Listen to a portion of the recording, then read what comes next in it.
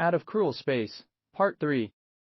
Captain Lilpaw rushed through her ship, gathering as many of her pirates as possible. After the failed attack on the human vessel, they were down by a full quarter of their numbers. How many dead and how many captured was unknown, but policy was that there were no jailbreaks for those stupid enough to be caught, and only 1 in 10 had gotten out. With the overpowered pheromones of their only prize burning out of her system, she had been able to clear her head enough to take a suppressant. Then she had made a ship-wide announcement to make sure everyone had the lust blocker in their system. Just a few minutes of marinating in his scent had nearly driven her insane and given him enough time to hack into the systems. His price tag was going up and up, and if he was the type to escape, he might even be a repeating investment. After all, catching a runaway slave and keeping everything hush-hush is good money, especially if his pheromones have an addictive quality beyond basic bonding. They'll be able to name a price each recapture, not to mention the original sale. At first they tracked his fancy new key chip, and then he'd caught wise and got to another terminal. He was off the grid now, and they had to scour the ship from end to end. To make matters worse, he would play merry havoc with all the ship systems the moment he got near another terminal, which was getting more and more frequent. What few computer technicians she had were locked out of the system in such a way that if they were within 10 meters of a terminal they would automatically deactivate. Then anyone she sent near a terminal would cause it to power down. The moment the power went up again, it started its shutdown sequence if any of their chips were nearby. That was both impressive and infuriating. She'd have to beat how he did it out of him once she was done beating the wretch for what he did to her in her own quarters,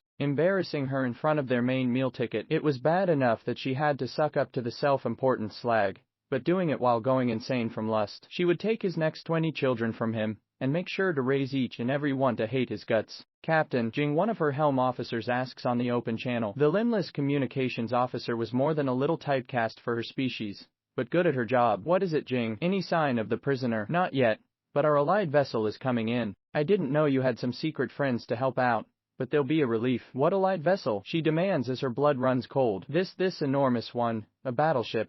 You explained it to me via text so that the prisoner couldn't listen in. You idiot. How far off is the ship? We need to get out of here on maximum burn. Yesterday, they've already engaged the docking clamps. Jing mutters in shame. And they're so big that if you try to accelerate out of the grip you'll rip this ship apart. I win. Also, I have my guns back. The prisoner chimes up over the onboard comms. Yes, I can hear you. Yes, I've been listening in for a while, and no, you won't be getting away. I've got complete control. Also, you people don't check near the engines anywhere near enough. I practically set up a base camp down there. He mocks them even as the entire vessel shudders. Also, I've turned off your weaponry. Having them all controlled through a central component gives them an easy method of attack and sabotage. Also, your mechs are powering down. Damn you, she screams out in frustration before the sound of the airlock's manual overrides being activated echoes. Captain, what do we do? Well, I, as commander, suggest you surrender and be ready to talk. My kind believe in redemption and clemency, meaning that if you play nice with the arresting officers you get a lighter sentence.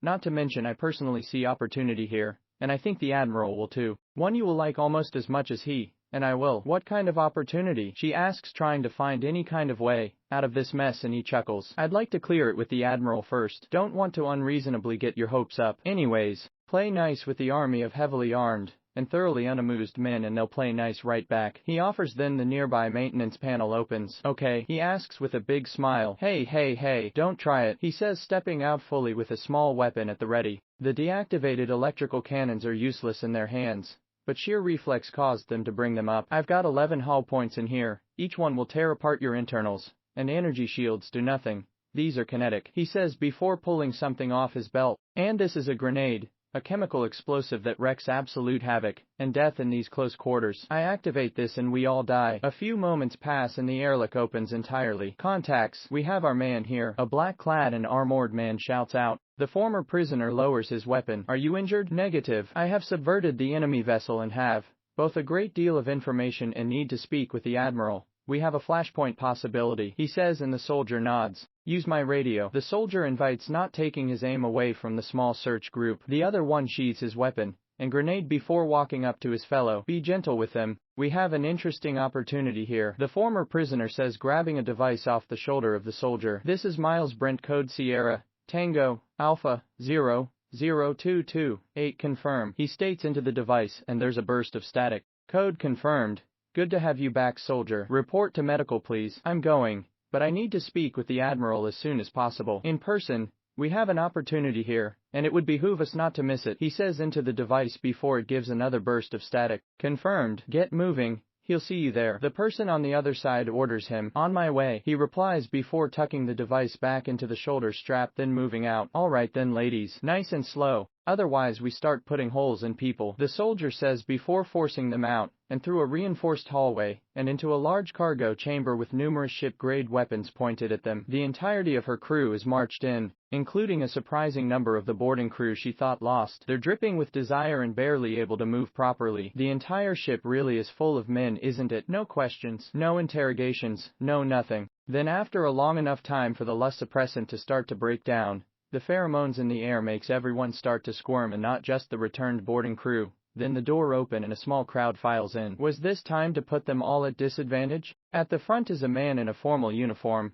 with graying hair and a harsh glare. His presence is one of intimidation and strict brutality, the sort of thing from those schlocky movies, where societies of warrior men were found, or perhaps one had been found, in cruel space. Captain Agenda Lilpaw, the high-ranking human, asks, and she nods. I am Admiral Garfield Cistern, leader of this endeavor. Your ship and crew are at my mercy, he states plainly, and she glares at him. A mercy that you will be able to take full advantage of. Now she's intrigued. As my soldier Commander Brent has pointed out to me, I have need of additional ships, further crew and local intelligence, particularly of the unsavory parts of the galaxy and less than legal societies. Right now my species has everything in one oversized troop transport. That's not good enough. Wait, is he trying to recruit her? To this end, I want to sponsor your group of miscreants as privateers. To that end you will willingly share all information with us. We will openly deny that we have anything in common, but in secret we will be giving you supplies, and our ships will only fire upon yours if we are under the observation of other entities. We'll also be missing a great deal in such circumstances. Admiral Cistern explains, and Lilpaw's jaw has dropped. She regains her composure and gives out a huff. And what exactly will you be wanting of me and my crew? I don't have a problem with a sponsor to keep us flying, but what do we lose?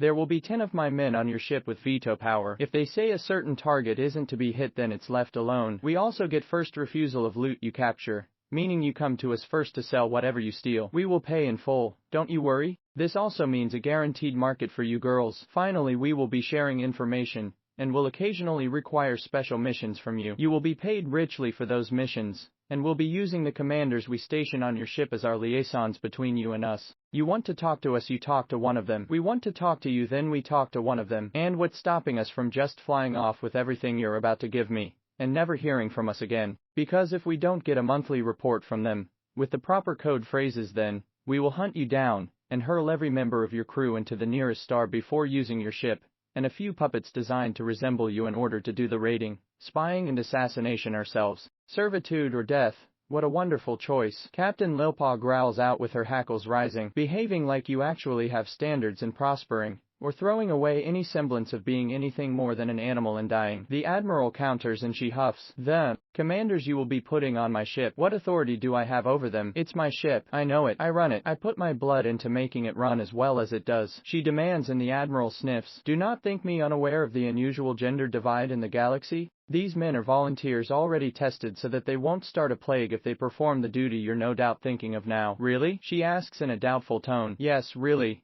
We've also gotten the preliminary tests out of the way. There is risk of pregnancy if you overindulge, the Admiral remarks, and some of the men behind him look away somewhat as if embarrassed. Finally, a normal reaction from these crazy humans. That's not a risk, that's a prize. Captain Lilpaw all but purrs. So they are a standard race, one with a weird gender ratio, but that's just a good thing. Still, confirmation they're clean, fertile and capable makes the temptation run really high. That one, the one we caught then brought you upon us. I want him, she says, pointing to her former captive, with a leer. The man, rather than flinching back, raises an eyebrow and smirks. Captain, this is his idea, he says before glancing back at the suddenly bashful-looking soldier. You learn things you never wanted to about your men with the things they sign up for, the Admiral says before looking back to Captain Lilpaw. His information is also what gives you your first mission.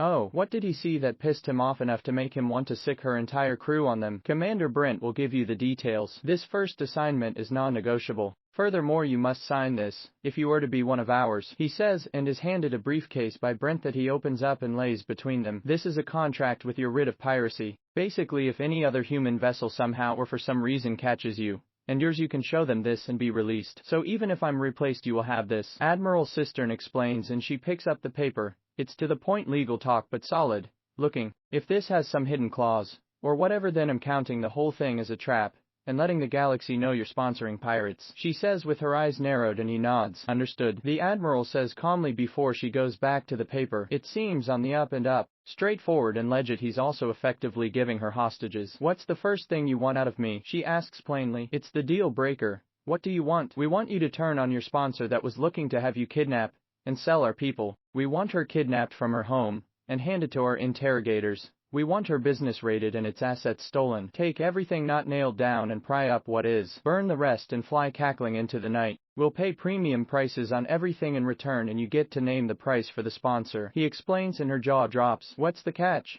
"We have less than an hour to get everything into your ship and settled, and we're not starting till you sign the contract," he says, and she focuses hard. A very fast skimming of the contract, and she signs her name on it. He signs his name as well, and then closes the case to hand it to her. "My men are yours, Captain. Glad to have you aboard," the Admiral says, saluting her before turning around. "Move out, men. I want that ship loaded and prepped 20 minutes ago. Go, go, go," he roars, and the 10 men behind him rush away along with a huge number of crewmen. "What are you putting on my ship?" Captain Lilpaw demands, and the Admiral turns to her. 2 months worth of food supplies, 3 weeks of fuel in solid state, and 2 in liquid, the materials and tools to make a gunsmithing laboratory so that my men can maintain and improve their weaponry, even produce more if it's requested of them. They will also be moving on their personal effects and the extra training materials we're having them complete. Extra training? Make no mistake, all 10 are excellent combatants. The training they underwent had a 95% failure ratio over 2.5 years, and each of them got through. However, the training was about local languages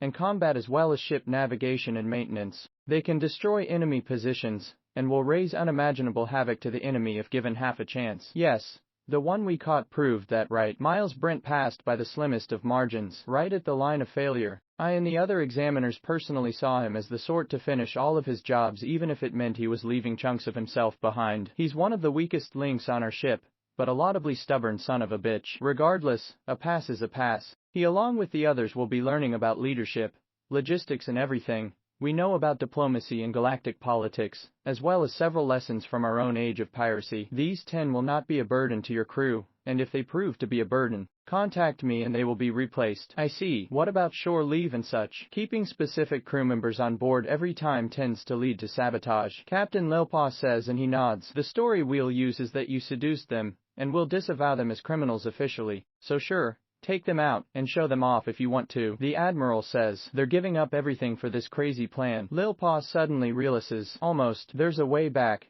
but it won't be ready for years. It'll take a solid 5 years at minimum, likely 10 to 20. 5 years of absolute loyalty, with up to 20 before they have anywhere to go. Draft boards don't get a quarter that from their recruits, Captain Lilpaw says before smirking. 5 years to seduce those men as much as I want. Perfect, she mutters before glancing around. The hell are you all doing sitting on your hands? Get back to the ship. We've got ourselves loot to take and a bitch to deliver to our new friends here. We go where the money is. Spin up the engines, power the shields, and get the bafflers going. We got a raid up ahead. Her orders roar out and her entire crew break out of the trance that her conversation with the Admiral had lulled them into, and they scramble, flap, skitter and slither as appropriate back to the airlock. They're a bottleneck that makes her snort a little, but it quickly sorts itself out as she slinks calmly back onto familiar deck plating. Her ship is blasting with activity, and a nearby terminal tells her a little something. All 10 of her newest recruits are in a previously unused storage room, working on something feverishly. Apparently Brent is extremely quick on the uptake,